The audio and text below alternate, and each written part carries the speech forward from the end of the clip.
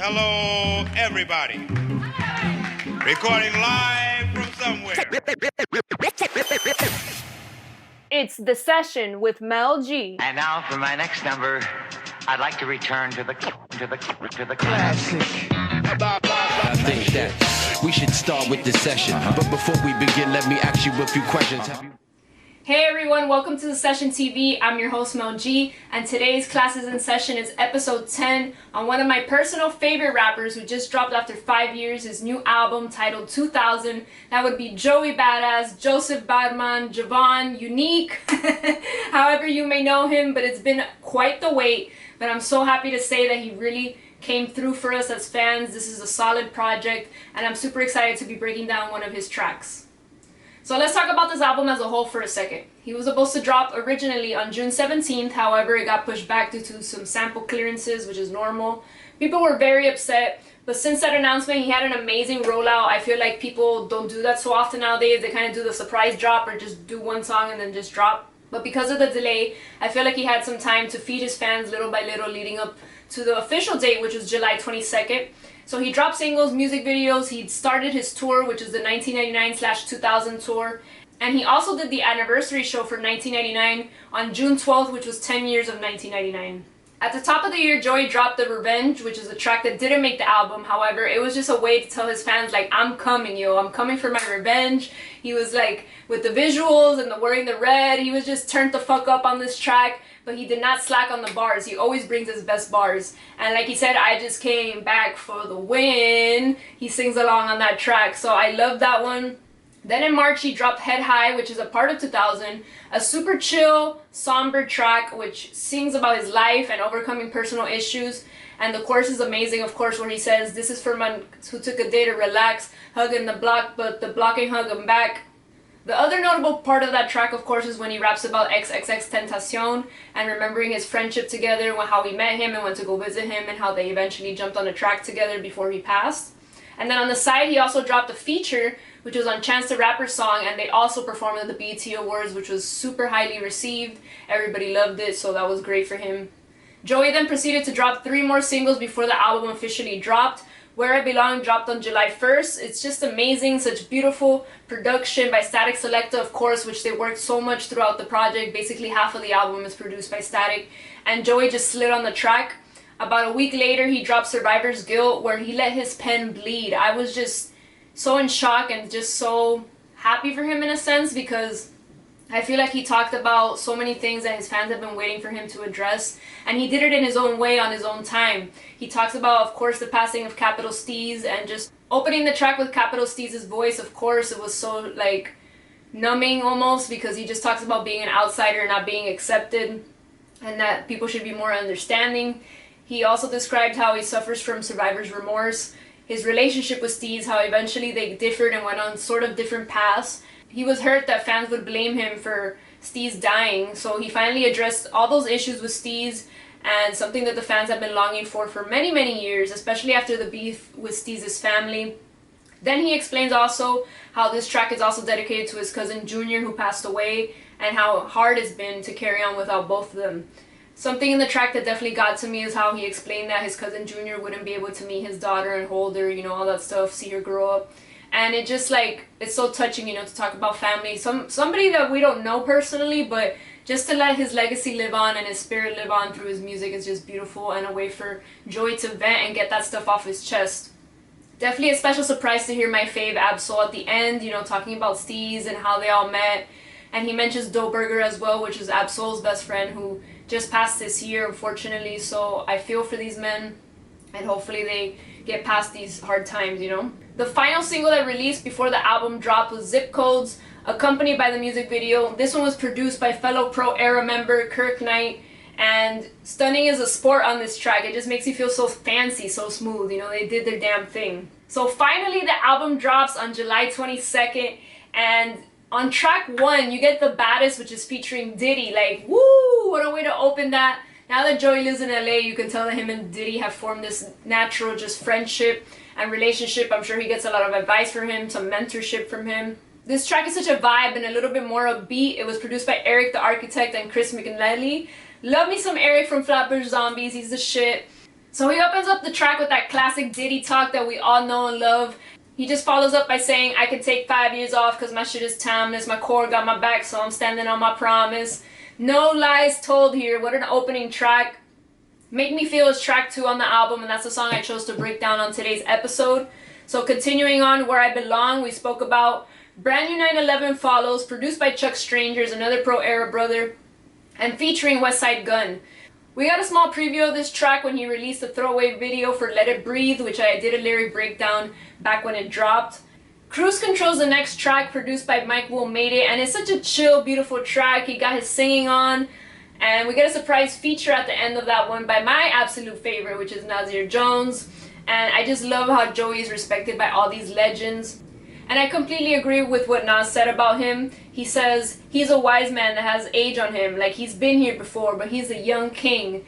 Eulogy follows Nas's introduction, and Joey just speaks about the world around him, his generation, and some real life shit, and still finds the pocket to flex how ill he is.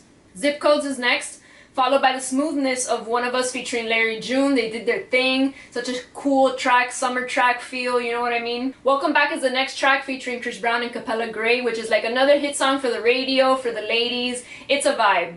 We slow it down right after with a track called Show Me, produced by Statik Selektah. Great sample from Men I Trust called Show Me How that was used, and Statik recently tweeted, gotta give Joey credit, he texted it to me. Joey speaking on that love shit, he did his thing. Wanna Be Loved follows, and it's featuring JID. Again, Joey is personally one of my favorite lyricists, and you can definitely throw JID in there for me too. Head High and Survivor's Guilt we spoke about, and the last track is number 14, which is Written in the Stars. That's another thing that I appreciate so much when he made this album. It's just the perfect length, 14 tracks. His previous album had 12 songs and it was incredible. That's American Badass, and just he doesn't have to put that extra filler, you know, sometimes they make these extra lengthy albums. He just has the right amount of tracks, great production, great flows, great bars. Joey did his absolute thing on this album. Written in the Stars is such a great closing song over some beautiful instrumentation. Legend in the making, these bars was written in the stars, and it ends the album as it started with more classic Diddy talk. So just incredible top to bottom. Honestly, this is one of my favorite projects of the year, if not my favorite so far, but I'm just so happy to have Joey back after 5 years. Like, it was definitely worth the wait, you know? So for today's episode of Classes in Session, I will be discussing Make Me Feel, which is track 2 on 2000, and Joey Goes the Fuck Off. The production and sample for this song is amazing. It samples Stephanie Mills' Something in the Way You Make Me Feel, which is the voice you hear in the beginning and the end of the track. Once you hear that Statik Selektah, you already know some dope shit is about to go down. The song kicks off with Stephanie Mills' sample, Something in the Way You Make Me Feel. Love it, absolutely great start. And he just does one whole fucking verse and spits his ass off. So let's get into this breakdown. He goes, when opportunity meets preparation, I'm going off like a detonation. I want it all, fuck a reparation. I do it all with no hesitation. Fuck a punchline, I hit him with the combination like the shit was second nature.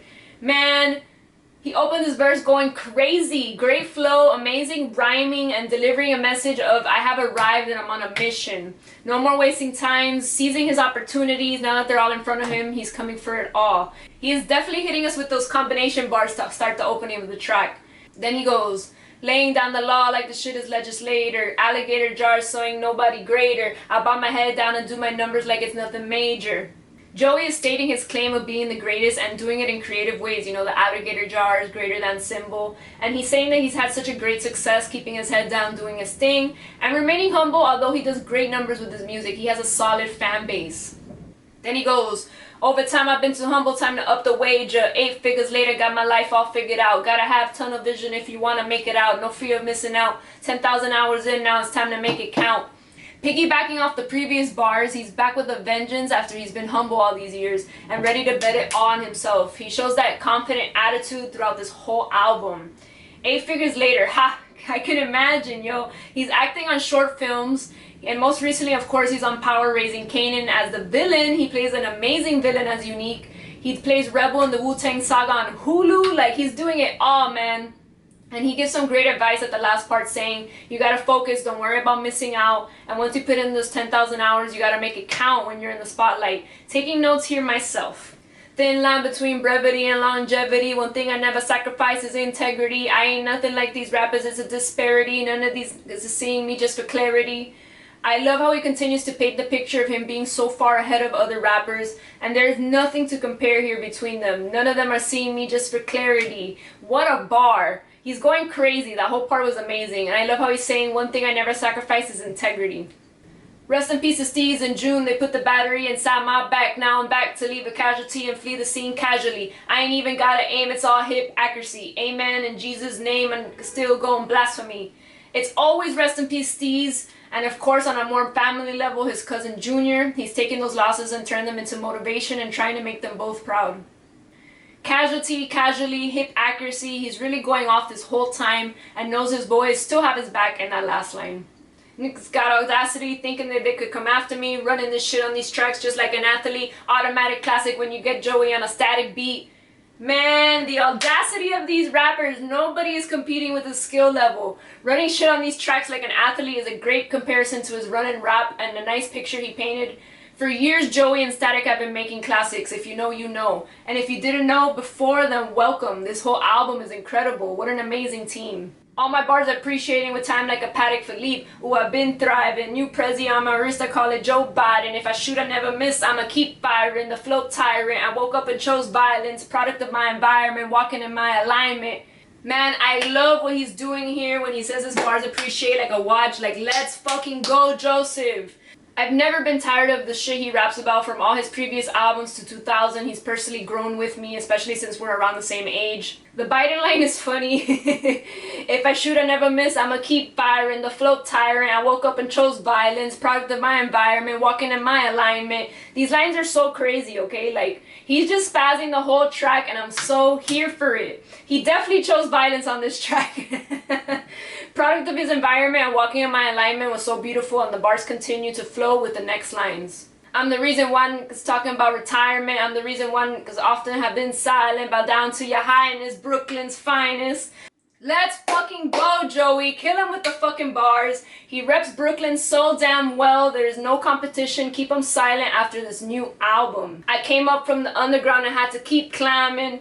I love that he said that because first he was known as that kid who was just doing the underground hip-hop beats and vibes and raps, but he continues to climb out of that box that people put him in. Yes, he keeps it classic and carrying these beautiful rhymes over amazing beats, but it doesn't sound dated. It sounds like timeless music. That's why I can always go back to his albums. And honestly, on albums like American Badass, he made tracks like For My People and Devastated, and they were like commercial and upbeat, but that took him around the world on tours, okay? People love that shit, and so do I. 47 shit, Steezy looking down, smiling, stars keep aligning, so we gotta keep shining. 47 forever and ever. I hope the stars in his life continue to align because he deserves all the success. I love what he has done and continues to do for hip-hop. One of my absolute favorites of my time. And to close out this amazing ass song, I'm rare cut like a motherfucking pink diamond. The irony, I've been the one you undermining. This is something to remind them. Hidden in the rough where you find them. Shine so bright that it just might blind them. Your favorite rappers wouldn't be enough if you combine them. Woo! The way he carries and threads the theme of a diamond throughout these bars, undermining, hidden in the rough, shine so bright it just might blind them. And of course those closing lines, your favorite rappers wouldn't be enough if you combined them. Damn right, Joseph motherfucking Badman. This guy is such a bad man for real. I chose him over so many rappers. Thank you so much, Joey. To close out once more, this album is incredible from start to finish. Something I forgot to mention is that Young Guru mixed most of the songs on this album, and again, I just love that Joey is so in touch with all these amazing legends that are a part of our culture. You can also check out his song on DJ Premier's EP for Hip Hop 50 Volume 1, where he is featured on the first track. So happy for him, and won't mind if he continues to take some time off, as this is the quality of music that we're getting. This project is incredible. And I just wish him many more blessings, man. Great music and more acting roles. I cannot wait for Raising Kanan to come back in that Wu-Tang Hulu series. So much love to Joey Badass. Go listen to that 2000 album because you're doing yourself a disservice if you don't. I've been your host, Mel G. This has been Classes in Session episode 10. Today we broke down Joey Badass Make Me Feel off of his newest album, 2000. Please make sure to like, comment, subscribe, and stay tuned for more content from me. Again, it's been a pleasure. One love, everybody.